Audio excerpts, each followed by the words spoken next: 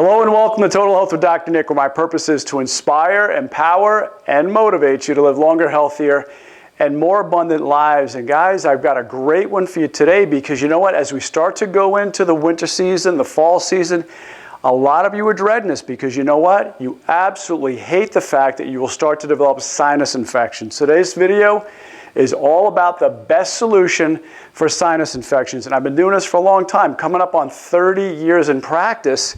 And I can honestly tell you, I've probably got well over 90 to 95% success rate with getting rid of sinus infections and also migraine headaches that are associated with it. So you want to really pay close attention to this because I'm going to tell you exactly what I do that's been so successful for all these years. Because I'll tell you what, it's going to affect you, or should I say, infect you as you go into this holiday season. I'm going to tell you about a couple of cases, so you're going to want to make sure you watch to the end, because I'm going to tell you about Amanda and Phyllis. For 50 years, she suffered with migraine headaches as a result of her sinus infections. She had 2 major sinus surgeries. She came to me and said, Dr. Nick, I don't want another sinus surgery. I'm skeptical, but I'm willing to give this a try. And I tell you, since then, she loves going into the holiday season because before, she knew she'd have the infections, the headaches. She couldn't stand to have Christmas, couldn't stand to have Thanksgiving, whether it be family get-togethers, family reunions, just the holiday season in general. She always dreaded it, and now she absolutely loves it. And Amanda, who I can tell you from one specific case that if her friend wasn't in her car with her, she wanted to drive off a cliff. She literally wanted to kill herself because her sinus infections were creating such bad headaches and she couldn't bear with it anymore. So like I said, watch to the end because I'm going to show you exactly what we did with those 2 cases. And as always, if you like what we're talking about, please make sure you like, you share, you comment, and subscribe. But like I said, today's video is all about the best solution to sinus infections. And like I said, I've done this for a long time, and I know you've tried so many different things and they've failed. That's why you're interested. You're saying to yourself, all right, tell me what you do, but we're going to get to that at the very end. But I want to start by talking about just seriously how prevalent this is. When you think about the numbers, 31 million Americans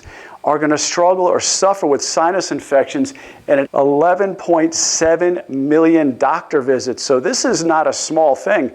This is really affecting a lot of you. In fact, it affects 90% of your life. I mean, whether you start to feel that headache coming on or that infection coming on, and next thing you know, you're going to be missing work, missing time with your family, just a simple fact that you're in your room with a horrific headache or the infection, it absolutely just derails and destroys your life. And you know what I'm talking about.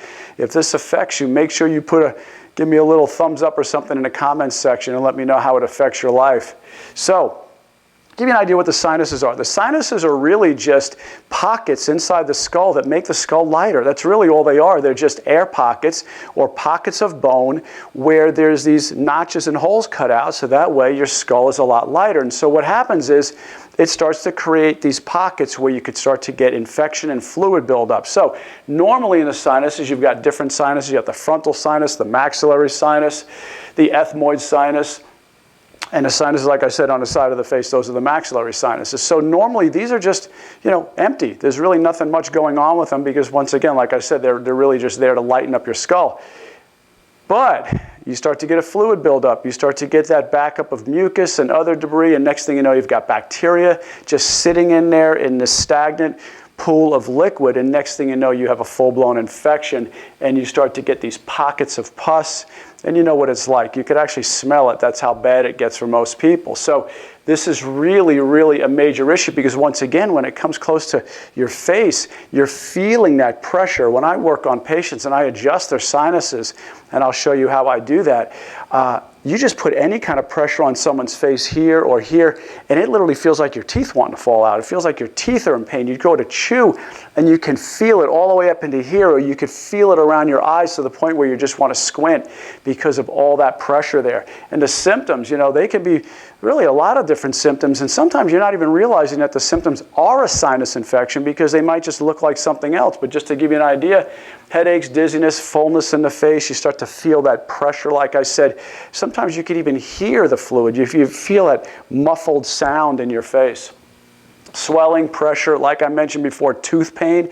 You could actually have it tender to the touch because of those maxillary sinuses that sit right here. You could actually feel it right into your teeth and gums, difficulty breathing, nasal congestion, of course, bad breath, fever, and of course fatigue, because anytime you're fighting an infection on a regular basis, it starts to really create a lot of fatigue because so much of your body's energy is just bound up in your immune system trying to fight all the time, and it really starts to wear you down.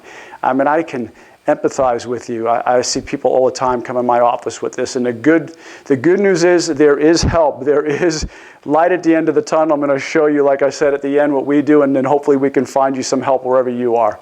So triggers, well, you've got all kinds of triggers. It could be dust, it could be mold, it could be pollen, it could be a lot of different things, but here's the thing, in general, if these are really what was causing your sinus infections, everybody, whoever was exposed to these things, dust, stress, smoking, and so on, would have a sinus infection. So the most important thing to realize with this is that it's not all this stuff. Those are just triggers. They're not causes, okay? I'll repeat that because that's a key thing. They are just triggers. They're not the cause. Because if they really caused sinus infections, anybody that was exposed to pollen, exposed to mold, or exposed to dust, or had stress in their lives would have a sinus infection. Everybody, across the board, 100%. So it can't be a cause, but what it is a trigger. And some of you might not be triggered by mold, and some of you are. Pet dander, temperature changes, you know it. You have this time of the year, all of a sudden the temperature starts dramatically changing. I live near Atlanta, and we had it just yesterday. It was 30 degrees in the morning and 60 degrees in the afternoon, and it's just these 30-degree shifts. The most I've ever seen living outside of Atlanta is a 40-degree shift in one day. Deviated septum, that's a big one too, because many times you've had an injury or something, or maybe you were born with it where your septum right here in the middle was deviated one way or the other, and that might require surgery. But the good thing is all these other problems that we're going to talk about do not require surgery. Now, so you know your typical remedies. Maybe you get into a hot shower hoping that hot water will start to open up your sinuses and get it to drain, and maybe it does.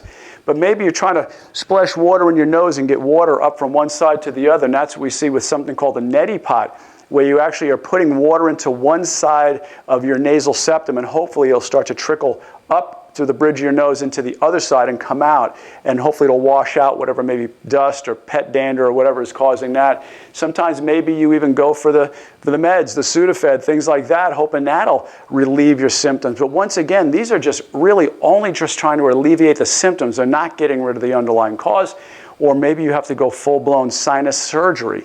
So that, once again, like I was telling you with Phyllis, she had already had 2. She did not want a third. She literally came to me and said, you know what, Dr. Nick, I'm skeptical about this. I don't know if this is going to work, but I'm willing to give it a try because of the fact I do not want to have another sinus surgery. And if that's your case, there is, like I said, hope. Watch to the end, and I'm going to talk to you about what I do.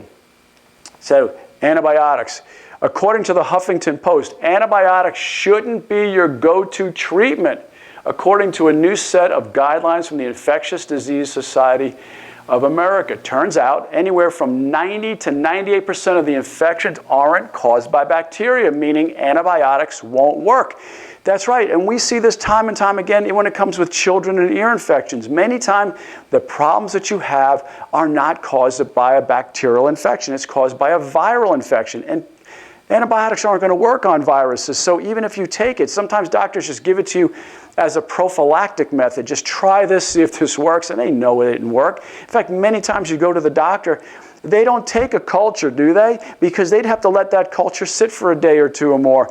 And by the time it comes back, well, you're already thinking, I wanted some help today, and now it's days later I'm finally getting some help. So the reality is they're guessing when it comes to this. If it's coming from a virus, antibiotics aren't going to work anyway, so you can't use this as a solution. So you have to go to what the cause is. So what I always say is you want to correct the cause, because there is a definite cause to what is causing your sinus infections, and ultimately many times you start to experience headaches, migraine headaches, cluster headaches as a result of all the pressure in your face. So you've got to actually fix the cause. I thought that was a pretty cute picture.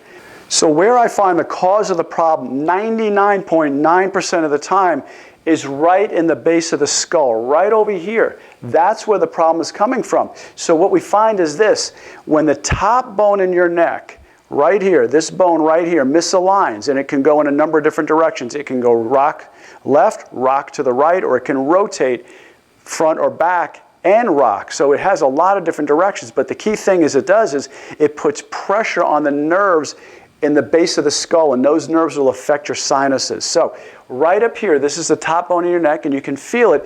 If you feel right here where your skull is, that hard bone, and then come right off your skull to where it gets soft, that soft area is right there. That's where it's coming from. And a lot of times you might even notice that your headaches, if you do get a sinus headache, it might come from there and radiate forward. Maybe if it's a migraine, it'll come from that one side right there and come forward. But this is the place, when that top bone misaligns, we know with just about 100% certainty, and like I said, I've done it for close to 30 years now, that that's where the sinus headache is going to come from, or the sinus infection. So when we take an x-ray, what we're looking at, this is a side view of a patient's neck. So very simply, if we took the spine right here, and we took a picture of the side, and we were shooting the x-ray beam right through here, that's what you'd be looking at. This is the patient's base of the skull. This is their jaw right here. So what you see is the top bone of the neck here should be angled at 30 degrees. Instead, it's less than that. So 30 degrees, the hole in the base of the skull is wide open, allowing the proper transmission of mental impulses, and the nerve system right here is uninterrupted. However, when you really get a close-up of this and you start to see that that angle is not 30 degrees the way it's supposed to be, that means it's actually putting pressure on the brainstem and the delicate nerves that come out of here that start to supply the sinuses. And how do we get these misalignments, what we call subluxations? Well, very simple. Your life creates these. The birth process is the first place when the doctor starts to pull on the head and neck of the baby, as you can see right here. When he starts to pull on the head and neck, he starts to misalign that top bone right away. Now, I know when you first held your baby or passed your baby off to your spouse, you were so careful and gentle and delicate, making sure you didn't allow that head to shift or rock or fall one way or the other. But doctors tend to pull on that. Worse yet, you get a vacuum extraction delivery, or you start to have an issue where you need forceps to pull a baby out. Forceps are extremely dangerous. They pull with over 90 pounds of pressure per square inch. And when you get into the 100 to 110 pound range, you can start to cause what we call decerebration, which means you can actually separate the brain from the brainstem. That's how powerful that pressure is. So it has to be causing damage in a child's upper neck. Now, you may know from your history, maybe early on in your life you suffered from ear infections or tonsil problems or adenoids. Sore throats all the time, strep throat. You were out of school all the time, and next thing you know, because the problem wasn't corrected, it started to manifest into sinus infections. Yeah, you don't get those ear infections anymore, but now they've manifested into sinus infections. And so you start to see this pattern very early on. That's why we always encourage our parents to make sure you get your children checked for these misalignments, especially in their upper neck, because it can lead to headaches, sinus problems, adenoids, tonsils, sore throat, strep throat, all these different things right from the start. And then, like I said, sinus problems as you get older. Children, they fall asleep in the car seat. They've always got their head rocked off to the side. Hey, I do that myself now. How many times do I catch myself dozing off watching TV or dozing off on my computer? Next thing you know, my head is like this. And my kids love taking pictures of me like that. It's the most amazing thing. It's like, don't put pictures of Dad on Instagram looking like that. Or sometimes you're doing gymnastics, you have a fall. You're working at a desk job or something where you're always on the phone like this and you've got the phone over here without a headset. Or car accident, a whiplash, working on a computer. I mean, we're sitting like this all the time on computers now, and it's just shifting our head forward, causing pressure and damage to the top bones in your neck. And you know, sometimes you feel the sinus infection coming on because you notice that you've had more stress than usual. Maybe you've had, as we always say, it's a physical, chemical, or emotional stress. One of those three. Well, this is obviously physical stresses right here. Physical stresses, but you can have an emotional stress.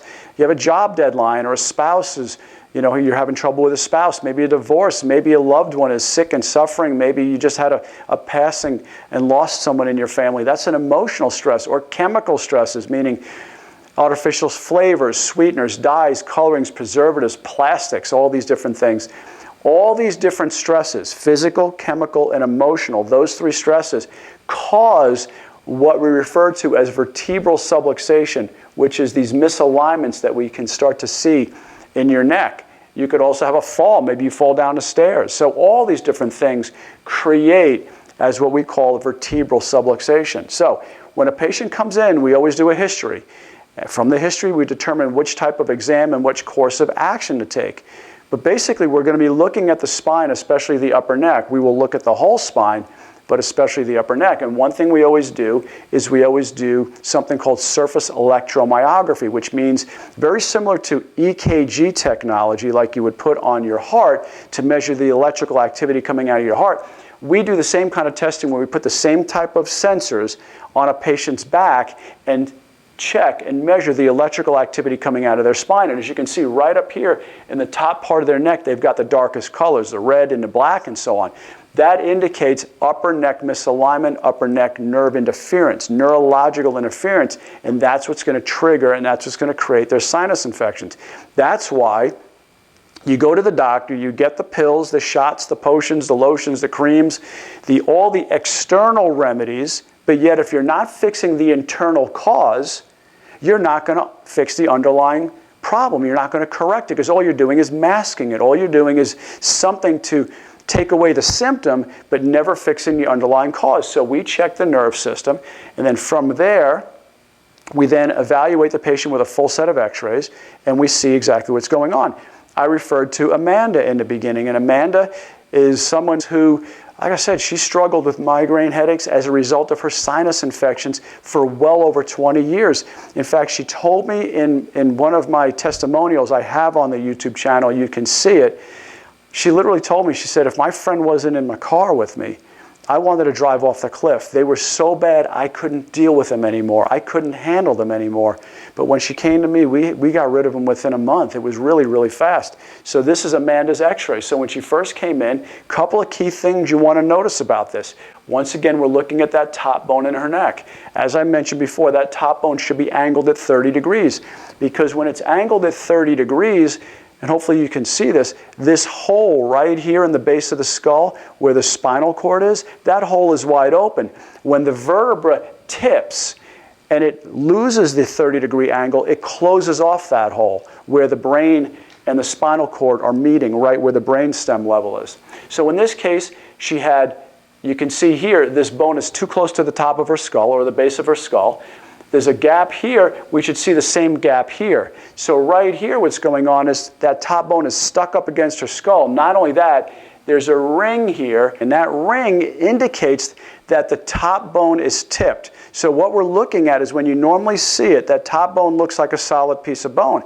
But if I tip it, just like this, you start to see that ring right there. You see that ring? That ring indicates that the top bone is tipped, and now it's compressing her spinal cord right where it meets the brainstem. And that's what's going to trigger her sinus infections. And like I said, she had them for over 20 years, multiple sinus surgeries, migraine headaches. After coming to me, within a month, they were gone. Now, occasionally, she might get a headache. Typically, basically, it's because maybe some stress kicks in or something from work, or she has a slip or a fall. But other than that, no more headaches, no more sinus problems. They're gone. Now, Phyllis, this is Phyllis. Phyllis is in her 70s. Now, can you imagine having migraine headaches for 50 years as a result of your sinus infections? I mean, that's horrifying. I can't handle a headache, and I've got a pretty good pain tolerance. I can't handle a level 2 headache, let alone a level 10 for 50 years. But that's what Phyllis struggled with. And as you can see here, she's holding up this white chalkboard sign where she says, no more migraine sinus infections after 50 years. And I'll tell you, the very first time we checked her out, here's her x-rays. You can see she's got very thin discs between some of these vertebrae, so she had a long time injury to her neck. This injury, and I was telling her when she first came in, because of the thinness of the disc spaces between these vertebrae, that her problem has probably been there for about 45, 50 years. Now, as you can see up top again, you see that ring. So that ring is once again indicative of the top bone not sitting straight like this, but instead tipping, making that ring just like that.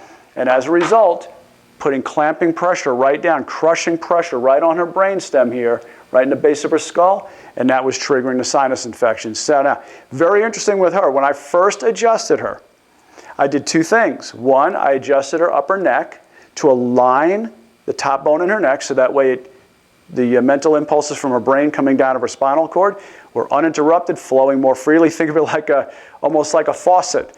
You turn the faucet on and all of a sudden the water's rushing out and you kind of turn it off and now it's a drip. Well, hers was dripping. Now we turn it on and it's coming out more full force. The second thing I did was actually adjusted her sinuses. So what I do is I put pressure right up in here in a down and out motion, and then pressure on this side in a down and out motion. And it's like a corkscrew motion, just like this. So one side I put pressure going this way, and the other side I put pressure going this way. And when I create that corkscrew motion, it opens up her frontal sinuses. I then did her maxillary sinuses. Now these sinuses, I put my hand on either side of her nose, and it's more of a pressure like this. And a lot of you maybe even experience this yourself. You're feeling like, man, if I just put some pressure here, I can get it to open up. Well, that's basically what I was doing. I was putting pressure, but in a very specific range of motion. And then literally within 1 or 2 seconds, I took my hands off of her face, and she said to me immediately, she goes, should this be draining already? This is already starting to drain. And I said, yeah, it could happen that fast. In fact, most of our patients, when I do their sinuses, they'll tell you that on the way home or just walking out the door, they were already starting to feel it drain to where they were having to swallow that. But I'll tell you, she noticed results immediately. We adjust her, it goes right away. So this is something that we can help, and you can get help with. You don't have to struggle and suffer with sinus infections or migraine headaches as a result of it. So I hope, my prayer when I did this video was that it would help someone out there. And if you need us to help find you someone in your area, then email my office. I'll probably put it right below over here so you can see it. Anyway, if you want to email my office, we will see if we can find you someone where you are. Sometimes patients come to visit me from all over the country. We see that quite a bit now. But if not, I'll be glad to find you someone where you are. But please know this, that the remedies you're typically doing, where you're taking some type of medication, a drug, or doing some type of other remedy, that they're only masking the problem. In just about 30 years of practice, I find 99.9% of the time, it's coming right from here. Top bone is misaligned from a trauma or physical or emotional stress, and next thing you know, it's blocking off nerve supply, and your sinuses become a problem just like that. So anyway, I hope this is great information for you. If so, please make sure you like, you share, you comment, and subscribe. This is Dr. Nick. I love and appreciate you. Thank you so much for your support, and I will see you on the next video. Bye-bye.